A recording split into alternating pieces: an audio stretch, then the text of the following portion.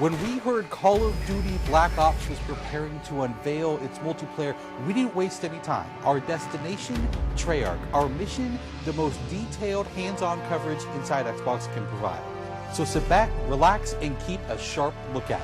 Every feature you hear about in this preview has never before been done in a Call of Duty game.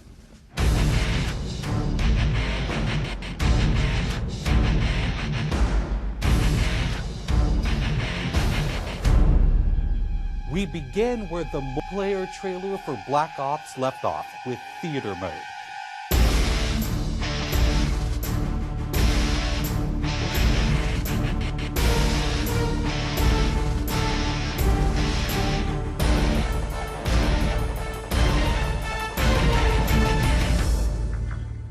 Dan Bunting explains.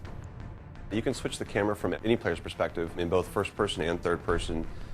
You can detach the camera and go into free cam mode, which allows you to fly anywhere on the map, basically. It's really interesting when you pause the game and go into free cam, you just see all the particle effects just in their full glory, just frozen in time, and it makes some really awesome footage.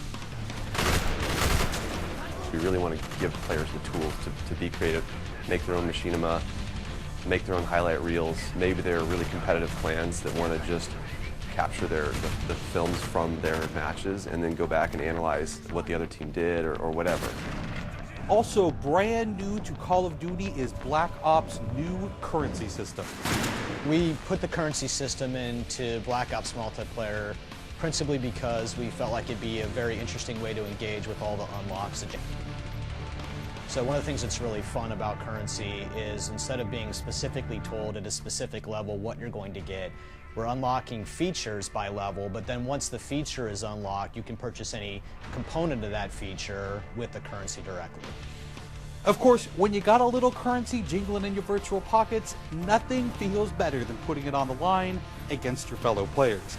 Say hello, everyone, to wager matches. When we were developing the wager match game modes, we went through a whole bunch of ideas to find the 4 that we were going to use to ship inside the game.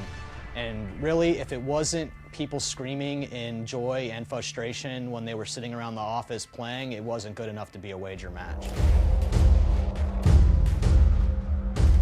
Wager matches are all free-for-all modes, and they exist separately from the standard playlist.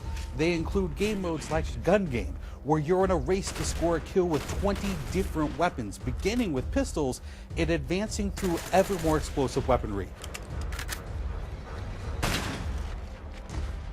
It's extremely rewarding for us as a design team to put something up there that people are reacting to really well and that's slightly different than what they get, and everyone loves the core game. And you have to be very careful when you're finessing the core mechanics of the game. But wager matches let us kind of get our creativity flowing and do some things that you're not normally used to, and then spin them up in unique ways and combine things in ways that you haven't seen before that you never really thought of and that wouldn't be appropriate for the core game, but are completely appropriate for wager matches. While the classic Call of Duty challenge system is still very much in place, Black Ops is also adding a new feature called contracts. Right, so if you're using the contract system, you actually have to put up a little of your own currency in order for a bigger payday. And depending on the contract, some contracts pay XP, some pay more currency, some pay both. But they're all time limited, and it's game time limited, so you have to go to work to accomplish that contract within the time period in order to get paid. It's different from the challenges, in so much that the challenges some players like to use very aggressively, and they map out their path through the challenge system in order to maximize their XP gains, in order to level faster. And then a whole nother set of players uses the challenges sort of passively. They're there, when you get them they feel good, but contracts gives you a way to directly engage with the content inside the game. It says, hey, I'm an SMG guy, I want SMG based contracts, I'm going to chase my contracts and I'm going to get paid. And that's fun. Another focus for Black Ops is player customization, including things like unlockable face paint, unique perk-specific character models, and a whole lot of weapon customization. We've been we stole the line from Full Metal Jacket, this is my weapon, this is my gun, and we're chanting that around the office as sort of our mantra for this feature. Originally it started with one of our designers he just made kind of an offhand comment one day where he said, you know, I really have a certain attachment to the weapon that's my favorite. I want to make that weapon mine. And that was all it took.